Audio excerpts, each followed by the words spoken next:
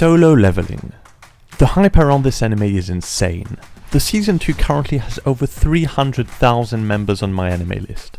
By far the most out of all seasonal anime. We all know it, we all love it. Oh, nope. Maybe not in fact. Yeah, the review bombing on this one is pretty insane too.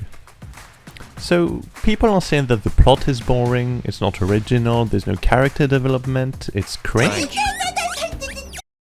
Well, they are completely right. Yeah, gates that lead to dungeons and main characters with an OP skill has been done before. Like, a lot.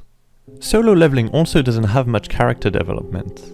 It actually doesn't really have any useful characters other than Jin-woo. And as for the cringe, well, I'll let you decide about that. However, I still enjoy watching it.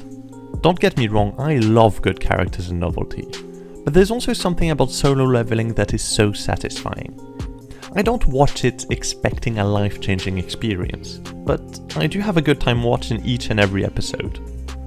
I've watched a lot of power fantasies, and you do get kind of bored of them. However, I read the entirety of Solo Leveling and still decided to watch the anime. So, what makes Solo Leveling different? First, the setting. The rules are straightforward. People randomly got powers, and you can't level up. Gates appear, and you have 7 days to clear them before monsters start coming out. There are some small quirks, for example the double dungeon or red gates, but even they don't have complicated mechanics. It's just another room with a boss, or you can't exit the dungeon. The system is also on purpose very similar to video games with levels and stats, and let's be honest, we're all familiar with that. There isn't a long explanation of all of it. It's pretty much assumed we know how it works, or anyway that it's easy enough to understand just watching. Second, the training. Jin-woo isn't the strongest from the get-go, no. His ability is overpowered, yes, but he still needs to put in the effort to become strong. This gives legitimacy to him having this power, and makes it satisfying when he beats his opponent. He won because he trained, not just because of an act of God that gave him power. Third, characters. There's an exclusive focus on Jin-woo. Some other power fantasies show the journeys of other characters, as this is the only way of making the story interesting without finishing all the fights in one punch. However, here, the fact that Jin-woo improves as he fights makes it normal to have close encounters and interesting fights. The main character is also smart.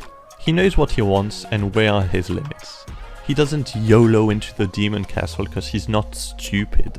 He realizes that if he struggles against a dog, there's no shot of him clearing the entire dungeon. Making the entire story rely entirely on the main protagonist is risky, but when done right, it creates a real attachment to him and to what he goes through. It also makes it easy to self-insert on him and feel even more rewarded when he succeeds. Fourth, the killing. There is no hesitation from the author to kill characters off. We know Jin-woo isn't going to die, because he's the main character. Main characters never die. But all the other characters pretty much seem disposable. This in a way creates meaning to the story. Will Jin-woo save the others or not?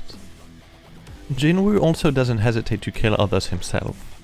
Either because he has to, or because he believes it's deserved.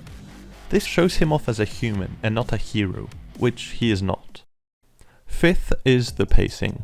The creators know that we want fights, so they give us fights. The plot happens around the action scenes, which makes every episode interesting to watch.